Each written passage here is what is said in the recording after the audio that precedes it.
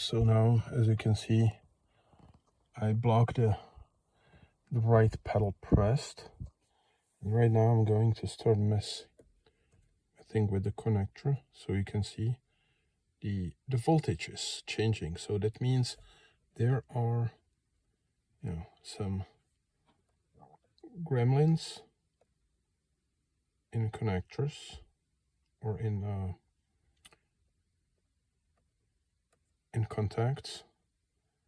And it seems that when the threshold goes over 2 volts, it starts reading the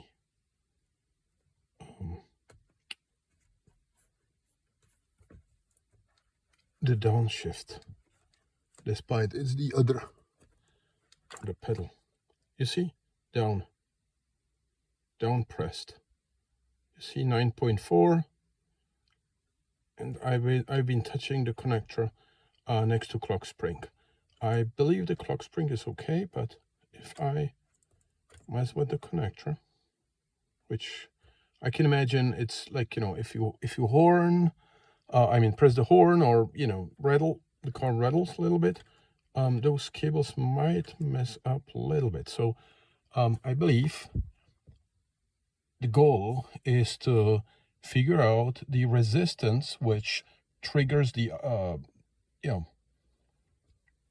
which lies on the edge between upper or upshift and downshift.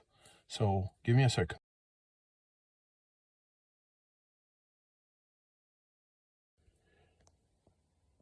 Now I have connected the man in the middle, the resistor, and as you can see, I can slightly rotate. And as you can see, I'm rotating it right, increasing the resistance. 2 volts seems to be threshold.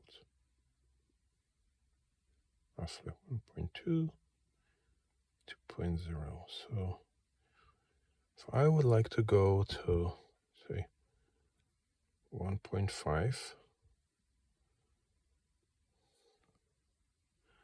so even if I will mess with the connectors, right, voltage is relatively stable and problem doesn't appear anymore.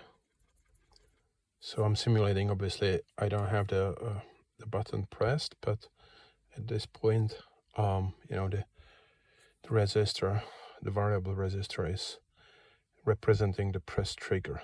I'm really curious what's this resistance to get to 1.5. I believe 1.5 is the good one, because if I will go lower, then you can see both pressed. That's not what we want. Okay, so I may want to go to 1.6 rather, because then there is chance to have both pressed in the lower spectra. So 1.5.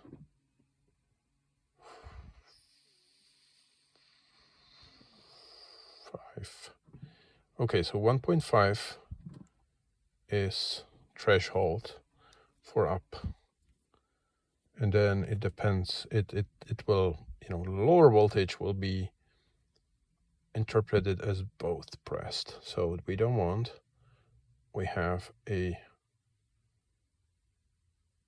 up and down. Down is 2 volts. Okay. So we may want to go to 160 perhaps.